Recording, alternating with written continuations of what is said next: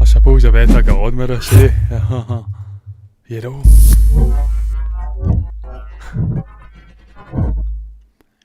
Well, hello and welcome to this Tuesday's entertainment news. I am Jonathan, here to discuss all of the latest happenings in the world of entertainment. Who would have funked it? And of course, if you have clicked on the thumbnail, on the stream, on the video, if it is now published and no longer a live stream, 2-3 hours in the future, you will know that I am here to discuss the very first reactions for the upcoming Scott Lang potentially trilogy bookending adventure, Ant-Man and the Wasp, Quantumania, and the overwhelmingly praiseful first reactions. They're very praising of this adventure. They are describing it as a Star Wars meets Marvel, and the best sequel,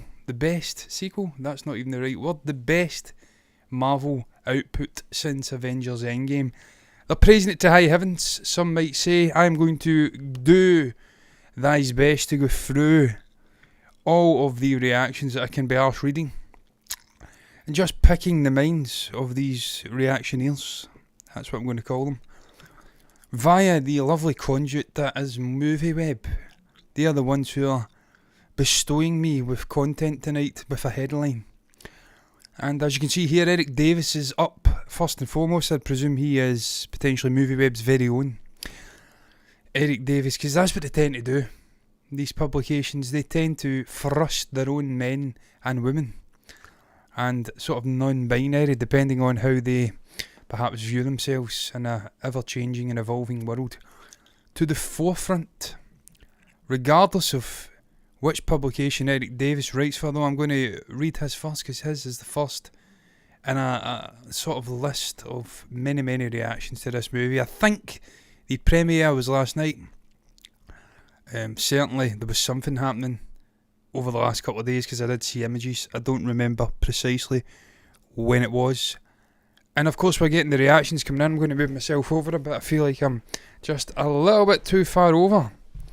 And I still feel like I'm a little bit far over. I feel like it doesn't matter what I fucking do here, it's just not going to work.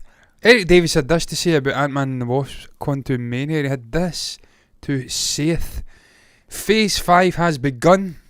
The new Ant-Man movie is like a psychedelic rollercoaster full of frightening and hilarious oddities, plus one very menacing Kang. Big Star Wars vibes meets the MCU at its freakiest and most inventive.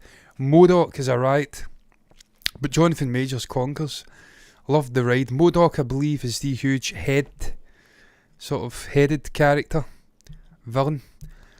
Looked really interesting on a sort of visual level. Really fun to hear that he's the most inventive, or perhaps he's a riot. The actual movies, it's the most inventive. The characters are riot, and perhaps a nice supplementary sub-villain to obviously Jonathan Majors' Kang the Conqueror. Liking some of the wordplay here, psychedelic rollercoaster full of frightening and hilarious oddities. For me, that's what Marvel has always did so well. It's really bridged the laughs, the levity, with some interesting oddities and sometimes frightening imagery. We can all remember the zombified Tony Stark, sort of Iron Man. And that's just something that they've balanced really, really well for me. Be it via TV, be it via movies, over the last decade and a half. And when it really comes together and works in a cohesive manner, magic does tend to happen.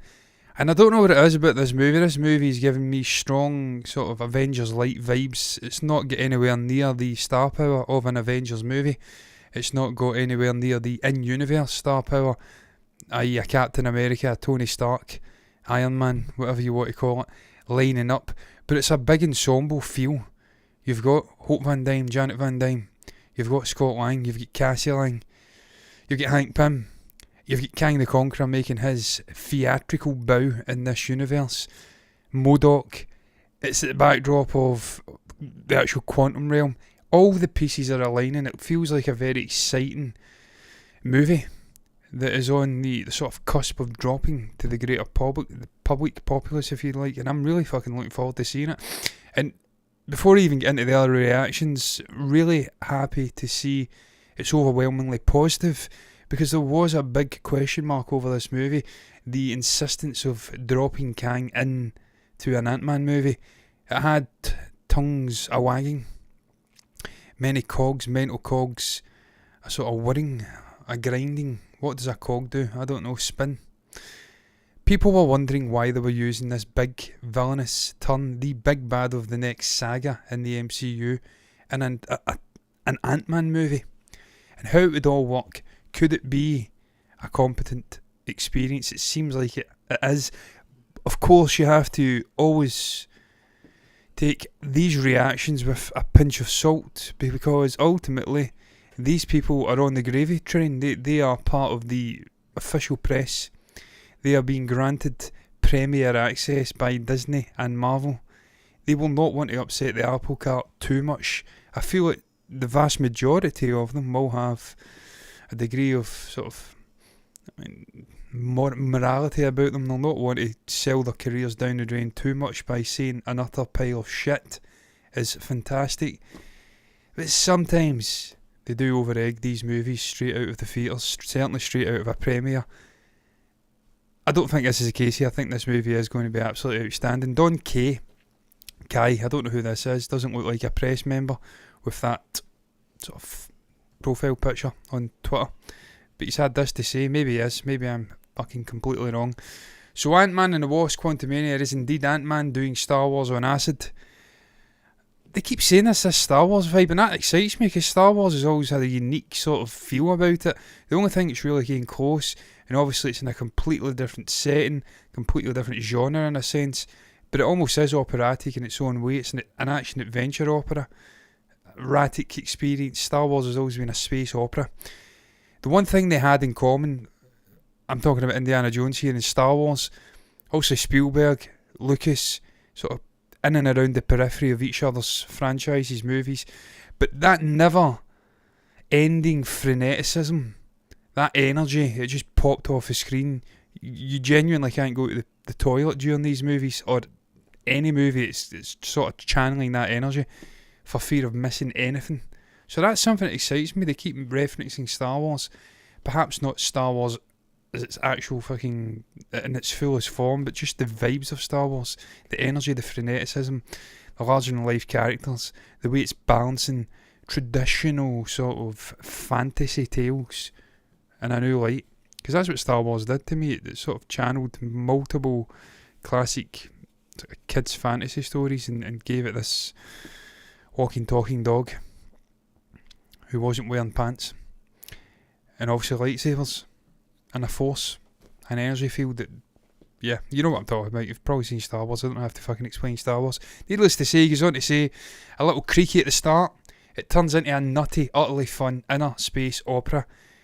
He says it again, it's an operatic sort of space journey. This is kind of a space journey, to be fair, because it's the quantum realm. It's very space-like. It's almost like outer space in this microcosmic setting, in a sense. It's so alien to what we live on a day-to-day basis. It almost is like outer space. It's easy to see why Jonathan Majors was the choice for the new big bad. Kang is ferocious. Fucking pumped for him. Love that guy. I think he's an outstanding actor. Really, really, really excited to see what Jonathan Majors brings to this movie. Acting alongside powerhouses like Michael Douglas, Michelle Pfeiffer. And look, Paul Rudd. Paul Rudd's a fantastic actor in his own right. He's often went the comedic route throughout his career. But he's a proper actor. And I'm really looking forward to seeing him sort of going head to head with Jonathan Majors Kang in this movie. How they implement this warrior Kang into this story. How it's all going to play out at the end. Will people survive? Will we have deaths in this movie that won't be reversed 2 releases later? That'd be very un-Marvel-like if we did. Adam Lance Garcia had this to say: Ant-Man and the Wasp Quantumania is basically Peyton Reed's unproduced Star Wars film. But you know, with Ant-Man, this seems to be a recurring theme. That's 3 reactions to this movie we've had now, and they've all mentioned Star Wars. They've all mentioned a sort of operatic space feel, vibe. That's really promising to me as a Star Wars fan, provided it's channeling the original trilogy Star Wars vibe and not the sequel trilogy. That's really promising to me. Also, what does Star Wars have in its core in the original stories? Really malevolent, evil villains. This guy here, ferocious malevolence. But equally on the light side, you've got really thoroughly good, sort of borderline holy-like fucking hero figures. And to me, Scott Lang's always been that. He's always had that wide-eyed wonder. He's always been a thoroughly good guy. He's made some dodgy life decisions in the past, but ultimately just wants to look after his family, his young daughter. And he's a thoroughly decent guy. He's almost like Luke Skywalker in this tale. Potentially Hank Pym's like Ben Kenobi. Who's going to play Han Solo? Michelle Pfeiffer? Fuck knows, I don't know. They're all referencing Star Wars though. Saddens me that seems to be the end of the reactions in this particular article. I may have to address that very briefly because I've not done anywhere near enough reactions, man. There's the intro again. Fucking pain in the arse, this thing. That's not the right thing. There it's there. I have to get a Stream Deck back up and working because this is another pain in the arse. I am going to endeavour to try and write Ant-Man and the Wasp Quantumania very, very quickly here, whilst continuing to speak and speak and speak. Can we get more reactions here, please? That's nowhere near enough. We have got Rotten Tomatoes doing a little thing here. Do we have early? We don't have early. Rotten Tomatoes had my hopes up there. I thought I had some reviews in.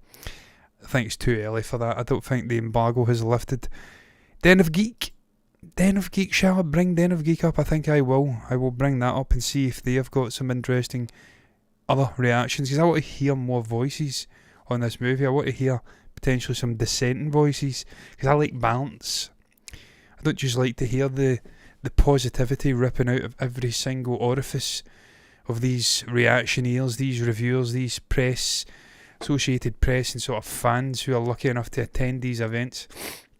I want to hear some dissenting voices in there. Jane Seitzer, Ant-Man and the Wasp Quantumania, it is a splendid visual feast, the best of the Ant-Man movies. That would be hard, to be fair, because they've been getting progressively better, the Ant-Man movies. I really enjoyed the first one, but for me, Ant-Man and the Wasp was a step up in terms of story, in terms of complexity, in terms of introducing the quantum realm as a living, breathing thing.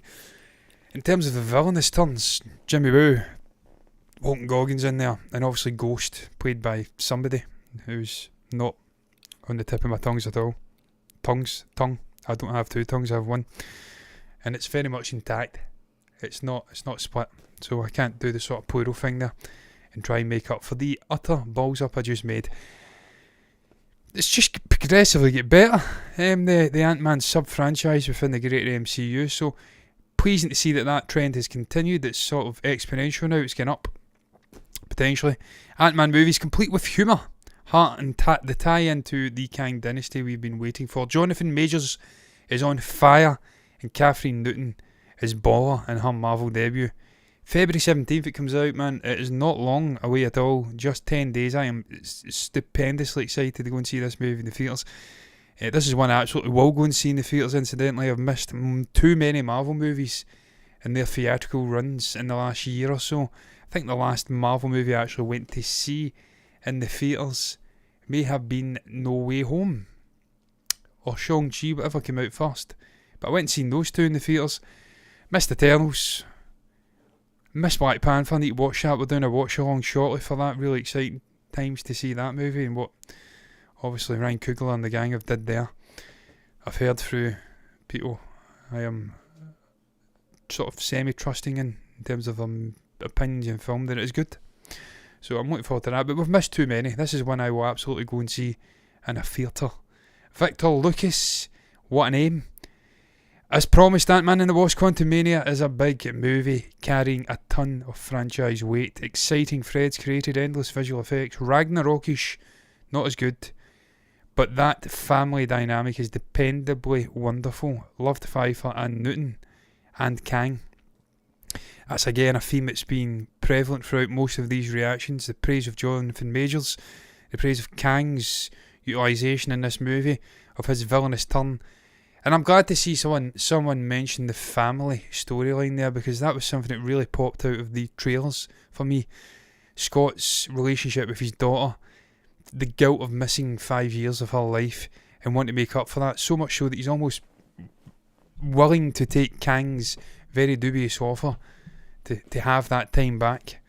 He can bestow him, he can grant him that wish of being with his daughter through all those years he missed. That must be, in sort of real terms, I can only equate it to someone being in a sort of coma. It must be a horrifying thing to know that you have, one moment you've seen them in a certain way, a certain age, certain looks, and then the next time you see them they are a completely different person. Have grown up, they're much larger, obviously, matured, totally different, personality may have changed. Really interesting to channel that through a superhero movie, and really looking forward to seeing indeed what the actress who's playing Cassie, I don't know if that is Catherine, I think it is Catherine Newton, if that's what her name is, I just read it, Catherine Newton. Really interesting to see what she brings to that role. She must have something. They wouldn't have recast her. They'd have just used the original older actress from Endgame. Jodie Poblet. I am almost convinced these names are made up. They are so out there. It's genuinely unreal. They can't be real. They can only be unreal. Jodie Poblet. Poblete. I don't know how you say that. Ant-Man and the Wasp Quantumania wasn't the most entertaining MCU movie I've seen. Disappointed that this is how we're entering Phase 5. There you go, there's a dissenting voice that I was talking about. I always like to see one or two in there, just for balance. But narratively, it does mark the beginning of a multiversal narrative that can literally go anywhere. By the way, one mid-credit scene plus one post-credit scene. It's kind of par for the course now for Marvel movies. You get a couple of post-credit scenes, and yeah, I'm always bemused when you go to a theatre to see these movies and people walk out as the credits start rolling, and it's like, have you missed the last fucking 12 years, bitches? Do you not realise that we are going to get a scene in the midst of these credits? Where the fuck are you going? Bitch, get back in the theatre, sit your ass down, sit your arse down, as we like to say, watch those fucking credits. Pay respect to all those people that have crafted a potentially wondrous movie, even if it's shit.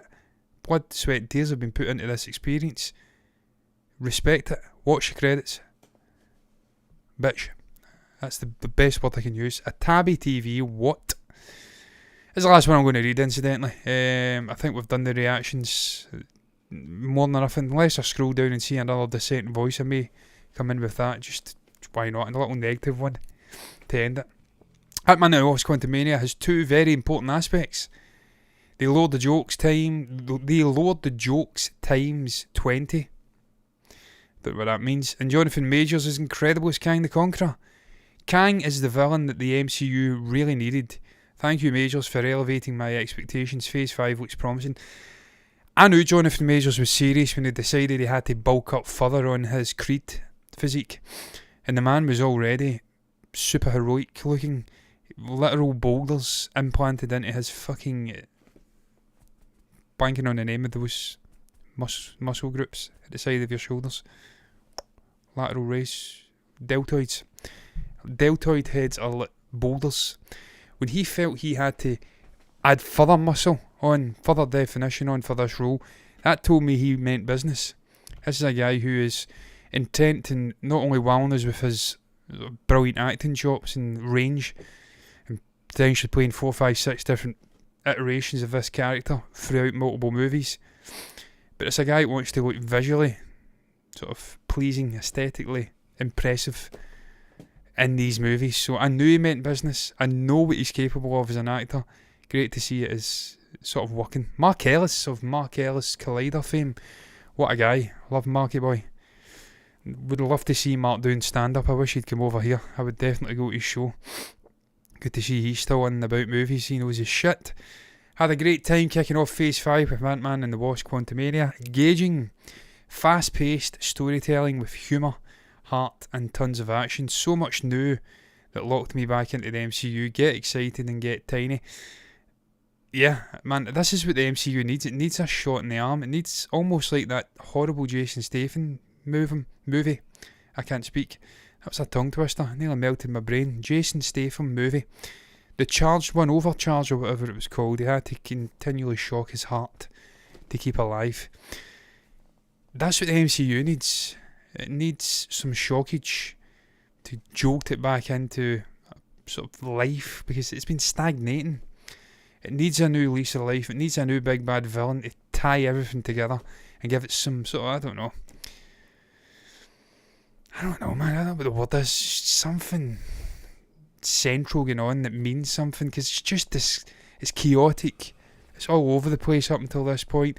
Lots of interesting things being explored, but there's no real central force bringing it all back into a cohesive sort of fucking storyline, which is what we had for 10 years, 11 years with Thanos lingering in the shadows, Loki being his little sort of henchman for the early part. We always had that sort of central malevolence in the background whilst all the crazy nonsense was going on. That was missing at the start of this new saga, and it seems like we've finally got it injected. So really, really excited for this movie. I'm trying to find another dissenting review or reaction. We've had one out of about 7, and yeah, I'm not really seeing much. A couple of people saying that the first act of the movie is a bit slow and a bit tough to get through, and I'll finish with this Courtney Hibbard one. After a frustratingly rough Act 1, Ant-Man and the Wasp, Quantumania finally gets going, only to end where this story should have began. While the internal stakes are clear and weighty, emotional drive felt slight and left even lighter. That said, Jonathan Majors rules. What?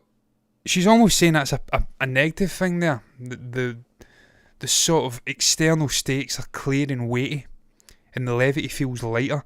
I feel that's necessary when you're sort of juggling a usually comedic kind of story, comedic kind of actor, comedic kind of character, I should say, in Scott Lang, in the grand scheme of things.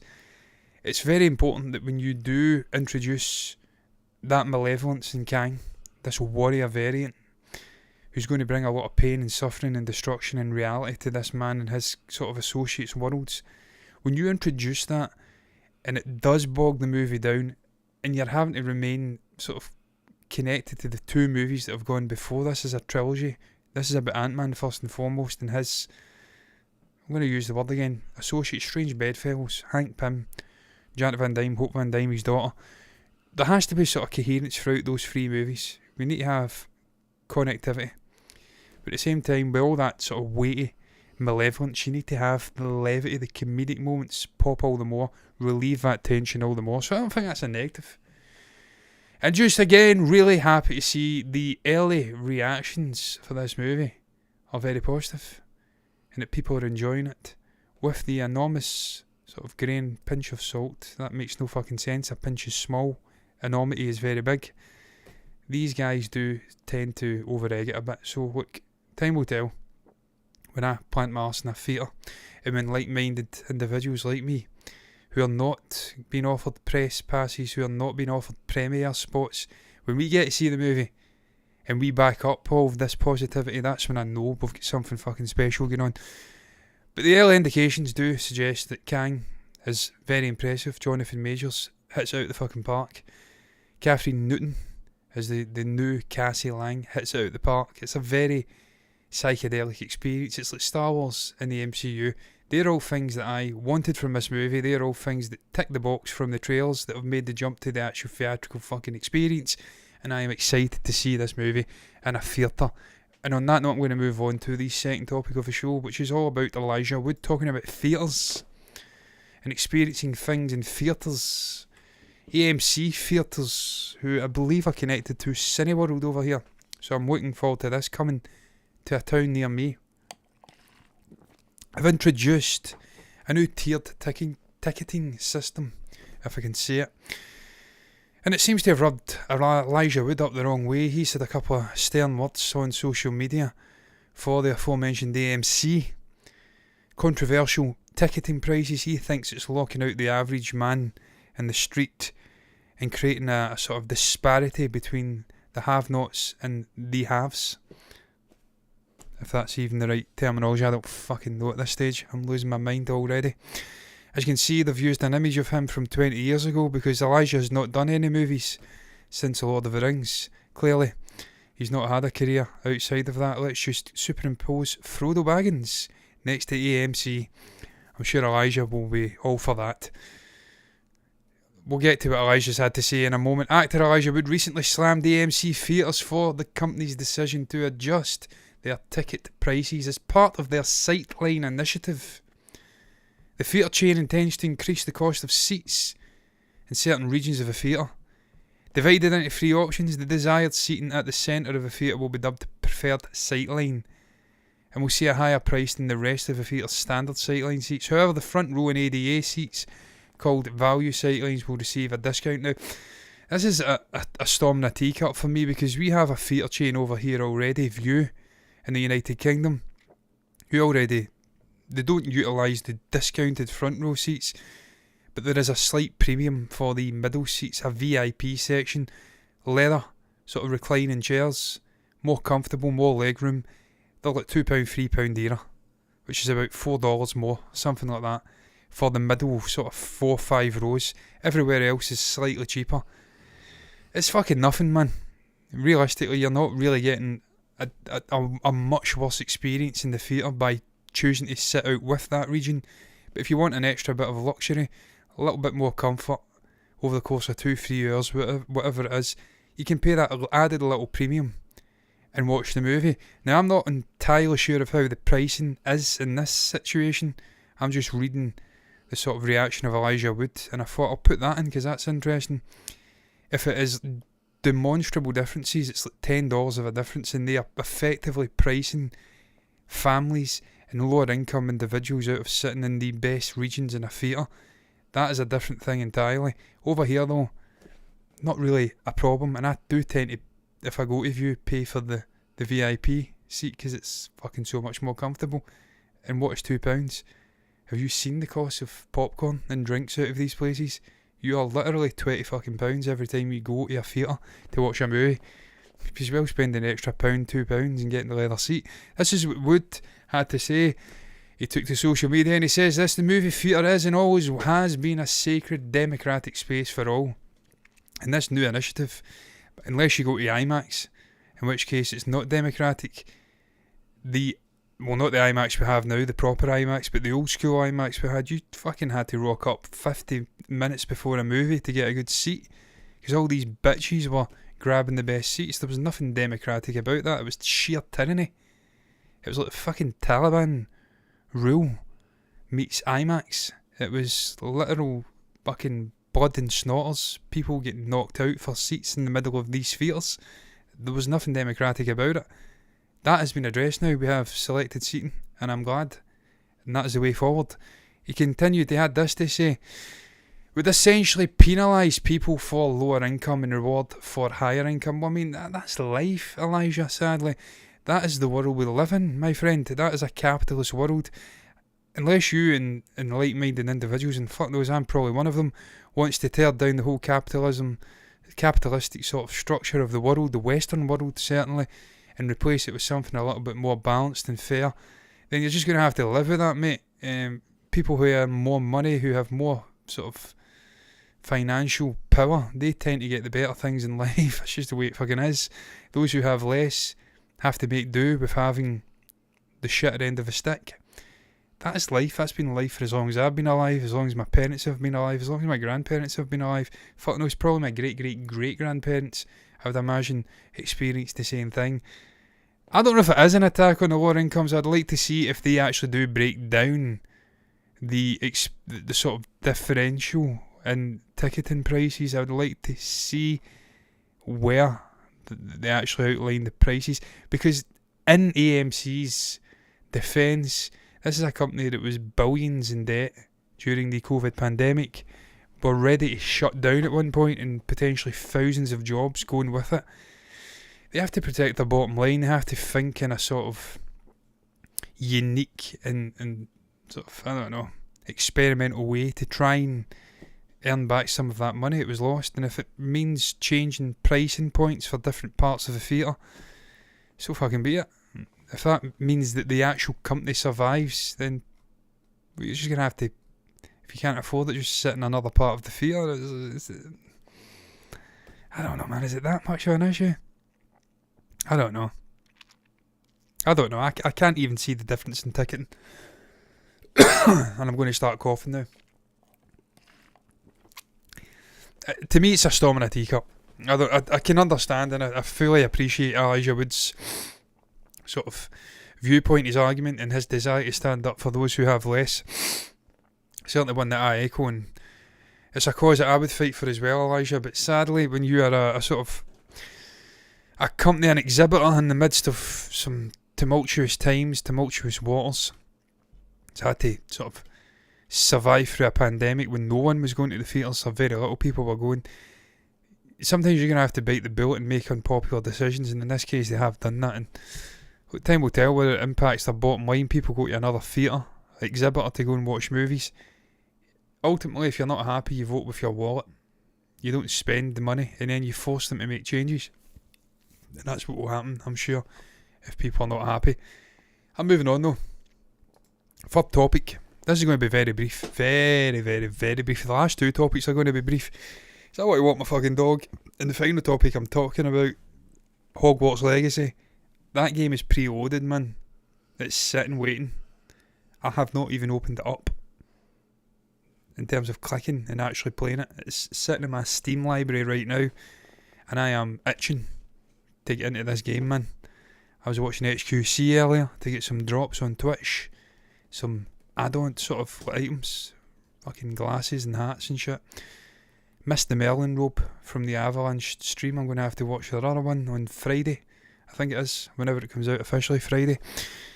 I'm itching to get into that game, so I'm going to make this brief, but not so brief that it feels like it's just been flung in for no particular reason. As you can see, the Way of Water avatar is hunting down Titanic at the box office. It has already passed Titanic overseas in terms of its overseas performance.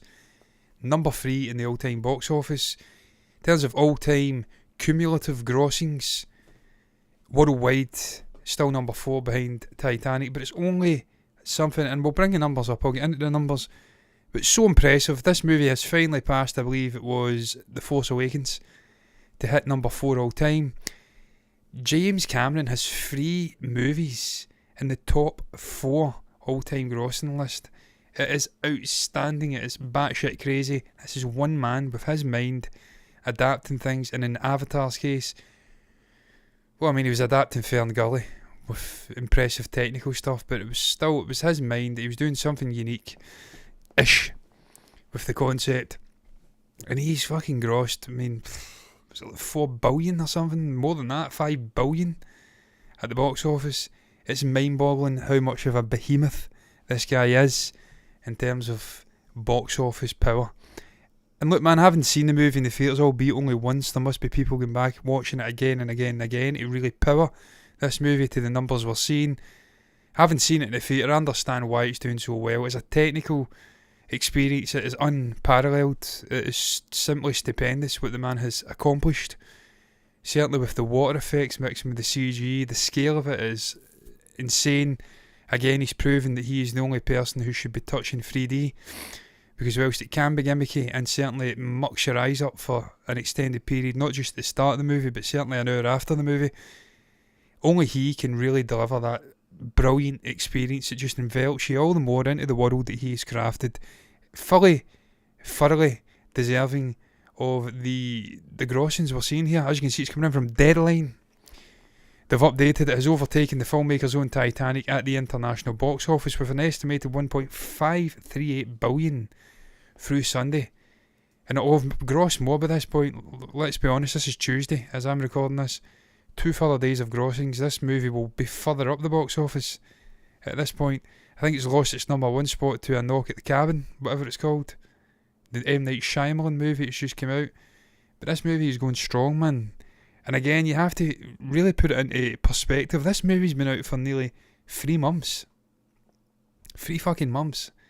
And it's still, that's it, just lost number 1 at the box office in 3 months. The legs that this man's movies possess is just unbelievable. It is otherworldly. He knows what he's doing. He did it with Avatar. He's done it again with Way of Water. It's not quite reached the unbelievable success that Avatar, the original, experienced, but still incredible numbers, man. That makes it the number 3 movie of all time abroad, overseas, whatever adjective you want to use, behind the original Avatar and Endgame, which of course are 2 of the most successful movies of all time. And I'm sure Endgame will regain that top spot when Marvel and Disney have other Avengers movies to promote. Lord knows Titanic is getting another re-release, so maybe it'll even overtake Avatar Way of Water again. I doubt it, but you never fucking know. Globally, the Way of Water reached 2.174 billion. That's a billion. That is definitely a billion. I don't know why they've put an M there. It's 2.174 billion. Through the 8th weekend, it's 2 months out, man. It's 2 fucking months out. It's not even 3 months. It's 2 months. Well over $2 billion. It is mind-blowing. Putting Titanic in its sights on a worldwide basis. However, the Big Boat movie is getting a re-release this coming week, so rankings will depend on what kind of numbers it generates as the 2 films likely play tag next session. I've never seen Titanic in the theatres. That's something that I'd actually been intrigued to go and see. I really did love Titanic back in the day. Was obsessed with boats. My late grandfather sort of instilled that in me, regaling me of World War tales of Dunkirk and stuff like that. I always had this slight obsession with Titanic, the tragedy and just the actual ship itself, this impenetrable, world's fucking safest ship, obviously what happened to it.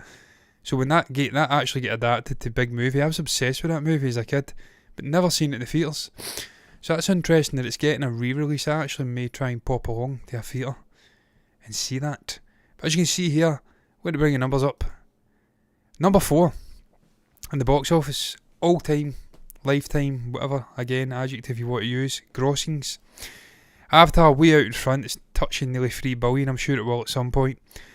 Obviously Endgame's not far behind it in terms of its all-time box office. Domestic, you can see the breakdowns there. And in terms of actual breakdowns, Avatar, just this, I mean, look at The Force Awakens, that was fucking just ridiculous, wasn't it? Top Gun Maverick as well, the Americans really did propel that, those movies. Black Panther as well, to ungodly levels. I'm getting incredible itch in my throat. I'm going to have to drink and cough. Just incredible. But as you can see, Avatar The Way of Water, number 4. As I speak, it is only $18 million shy of Titanic in the all-time grossings. You have to think, as I predicted about a month ago, that this movie is going to take Titanic. You have to think it's going to become number 3 in the all-time grossings. And again, it's not going to matter much to James Cameron, but I long for that moment when James gets to sort of, well, I don't know if they do it for 3 and 4 overtaking, but I know 1 and 2, once one overtakes, they sort of write a little message to the studio. Does James write a message? Does he just doodle a ship sinking and write to himself, congratulations on becoming number 3? I don't know. It's James Cameron's world, and we're all just living in it, really, in terms of box office. It's a fucking joke. It's insane. Absolutely insane. Hats off to him. What a guy. What a director. What a movie. To quote sort of Partridge here, and a terrible, impression. I'm not Steve Coogan, sadly. I'm going to move on to the last topic of the show, and it's a slightly sort of disappointing. That's what I'm going to say. Disappointing end. First of all, this game is just fucking gargantuan, man. The numbers it is pulling, the excitement. This is equivalent to sort of film terms. What I experienced looking forward to going and seeing The Force Awakens. Just the hype around it, people just buzzing out their minds, man. Buzzing. Just frenzied piranhas in water. Getting a little sense of blood and going off and try to just destroy whoever the hell it is that's leaking that blood. That's what people are like with this game, man. I pre-ordered it last night. I left it late as hell. 2 nights back, I should say. Pre-ordered it. And yeah, I've got access to it. I cannot wait to play it. People are already playing it though. A lot of people are playing it on Twitch. HQC, I mentioned earlier. Huge Twitch streamer. Over 100,000 views for 24 fucking hours. The man is crazy. He completed the game, I believe. He didn't get any harassment that I could see. There is other individuals playing on Twitch, don't seem to be getting harassment, but sadly for this particular sort of husband and wife, girlfriend and boyfriend, whatever the fuck they are, couplet, Twitch streaming duo, they were getting harassment. They were getting people in their Twitch chat. It's kind of par for the course. Twitch is a cesspit. It's like Twitter, a complete cesspit for imbeciles and trolls and racists and Lord knows who else. Sort of white knights who think they're holier than thou but are actually the devil incarnate. That is what Twitch is. That's what the chat is. Not really a surprise again. It's a kind of storm in the teacup, but I thought I would just address this briefly before I go and play this game, because it's fucking insane to me that we have these people and they just cannot look at themselves in the mirror and see how big of a hypocrite they actually are when they do these kind of things. They're sort of championing this cause, this sort of just cause. They're like the fucking Crusaders from Lord knows when they were doing their thing. They're like Bonnie Prince Charlie rushing off into battle, and they don't realise they are almighty pricks themselves. Why can't we just live and let live in 2023? It blows my mind that we have these utter cretins out there doing their thing. This game is fucking, it looks incredible. I cannot wait to play it. 9 out of 10, 8 out of 10s, Metacritic score of 85%. It's getting widely praised. There is some downsides, certainly the PC, I think. Performance is going to be intriguing to see how mine stands up. But yeah, why the fuck are people, I mean, as you can see here, a clip is going quite viral. I did watch it. Streamer was brought to tears after facing harassment from their Twitch chat for playing the game. I mean, I know what Avda fucking says, but hey ho, that's why I don't have a Twitch stream. Well, we do, we're streaming through this, but I don't have an individual one for video gaming, because I've not got the personality type. I do not suffer fools, shall we say. And if someone came into my fucking chat and tried to get funny or call me a bigot or whatever for playing a video game, they would be getting told in no uncertain terms to swirl on the nearest object they can find and get the fuck out of my stream, or I would sort of fucking slam them with the banhammer. But sadly these people don't seem to have been quite as decisive as me. As you can see here, it's one of the most divisive video games. No, it's not. It's not divisive at all. There is a very small percentage of the population who have got a raging boner for this video game and are using it as a sort of conduit to attack J.K. Rowling, who has absolutely fucking zero connection to this game. She is the author, the artist of the original content. She did not create the game. She is not connected to it in any way. She will receive royalties for this game, but that's just life. Sometimes people you disagree with get money. She's already a millionaire. She doesn't fucking care. You're not fighting anybody. She doesn't care. Transphobic comments. Yeah, I'm not getting into the whole transphobic comments thing. I don't agree with J.K. Rowling on any level about anything. As I says, live and let live.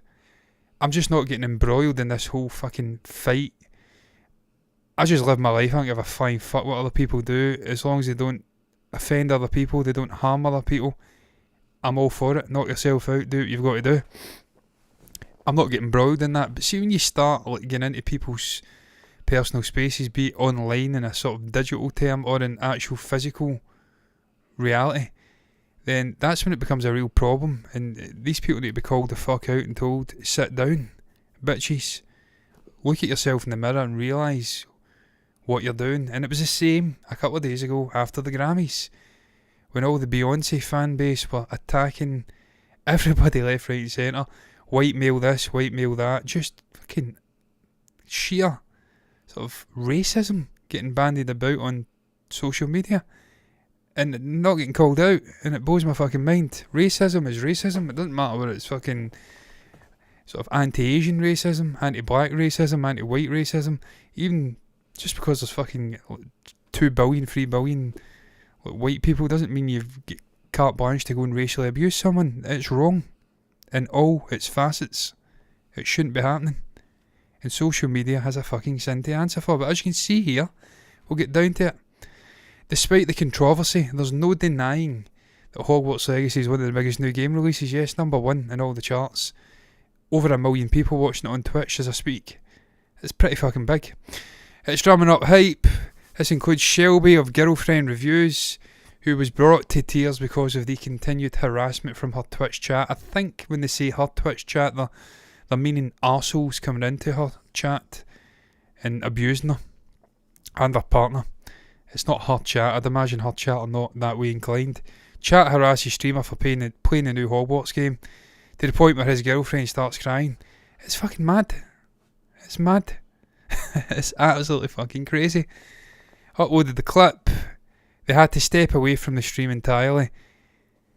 Yeah, wouldn't be me, I've got to say, and I find it absolutely astonishing we're still having this conversation.